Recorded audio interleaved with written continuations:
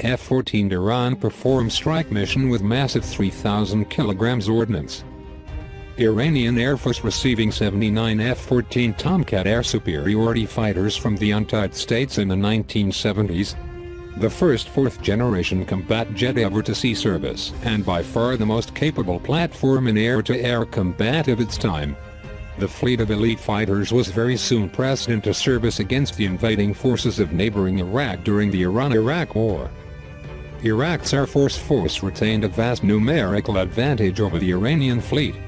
And this was compounded by the fact that the majority of Iranian US-made jets were grounded due to a lack of parts following the sharp deterioration of relations with the Western Bloc a year before the war's outbreak, a result of the overthrow of the country's Pahlavi dynasty and the coming to power of an Islamic Republican government. The Iraqi fleet, however, comprised largely of downgraded export variants of Soviet second- and third-generation fighters and piloted with questionable skill, were no match for the Iranian F-14 fleet. While only a dozen or so of Iran's F-14 seconds were flyable at the war's outbreak, the Tomcats reportedly downed 160 Iraqi jets in the air, while only 3 were shot down by Iraqi fighters. Though Iran's Tomcats were formidable in an air superiority role, the air war played a relatively minor role in a conflict closely resembling the European theater of First World War, primarily fought by masses of ground troops. One invaluable Iraqi asset which served in a highly complementary role to its arsenal of Soviet-built Scud-B ballistic missiles was its MiG-25 Foxbat fleet, the mainstay of which were bomber rather than interceptor variants of the elite combat platform. The fastest combat aircraft ever to enter service to this day. The MiG-25 was all but invulnerable when flying near its peak altitude, as demonstrated on numerous fronts from the Israeli-held Sinai Peninsula to the Indian-Pakistani border.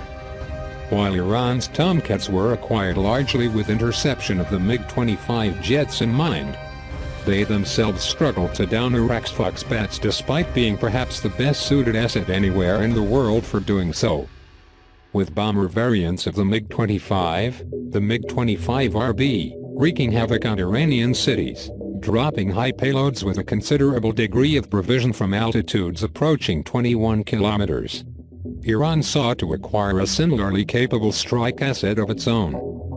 As the war turned further in Iran's favor from the mid-1980s, and the country invested heavily in acquiring strike capabilities from North Korea, namely massive 170mm Coxswain artillery guns, an asset without parallel anywhere in the world, and Hwasong-5 ballistic missiles, the Iranian Air Force also sought to modify its F-14 jets to fulfill a bombing role.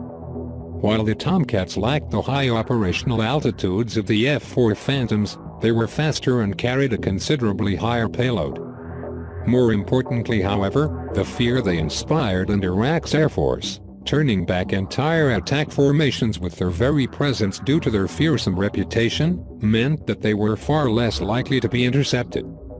On course, with the Phantoms lacking sophisticated bomb-aiming computers or sensors, which seriously restricted their accuracy in a bomber role, the F-14 single-S far more powerful computer allowed the Iranian Air Force to modify the jets with automatic bomb release algorithms. The Tomcat's central under-fuselage canal further served to reduce the drag effect from large bomb loads. While far from as capable or survivable as the MiG-25RB, the F-14 could thus be modified into a formidable bomber.